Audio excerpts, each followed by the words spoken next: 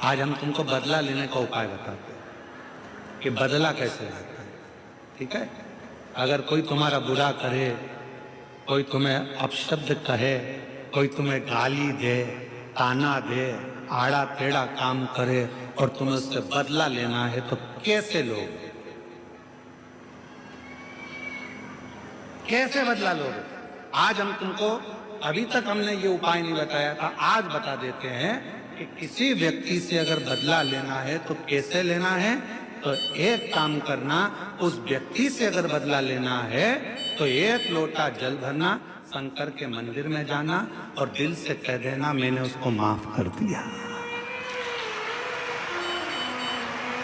दिल से कह देना मैंने उसको माफ कर दिया। उसने मुझे गाली दी, उसने मुझे अपशब्द कहा, उसने मुझे ताना दिया, उसने मुझे आड़ा टेढ़ा बोला, उसने मेरे ऊपर हाथ उठाया, उसने मेरे लिए गाली बकी, उसने मेरे ऊपर जो करा करा, उसने मेरा बुरा चाहा, पर शंकर के मंदिर में एक लोटा जल चढ़ा कर कहना जिसने मेरे साथ बुरा करा बाबा मैंने उसको माफ कर दिया, पर मेरे बाबा जल इसलिए चढ़ा रही हूं, एक समय ऐसा लाकर खड़ा करना, मुझे इतनी उन्नति की सीढ़ी पर चढ़ा देना, जिसने मुझे गाली दी है एक दिन वो मुझसे मिलने के लिए तरसे, वो समय लाकर,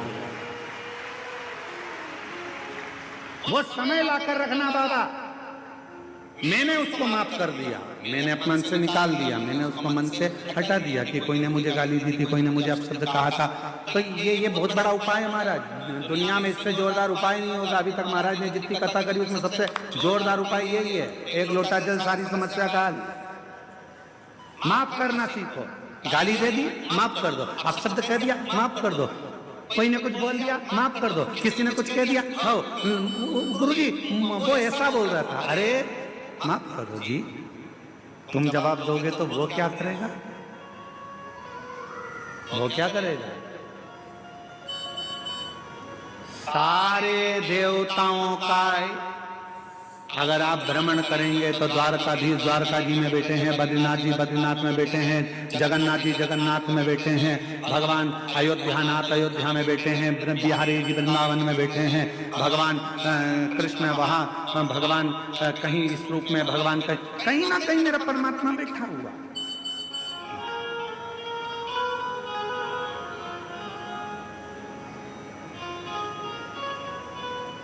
भगवान को बिठाने के लिए मंदिर की जरूरत होती है, पर महादेव को बिठाने के लिए मंदिर नहीं दिल की जरूरत होती है। वो जहाँ दिल पड़ता है वहाँ बिठा लो, जहाँ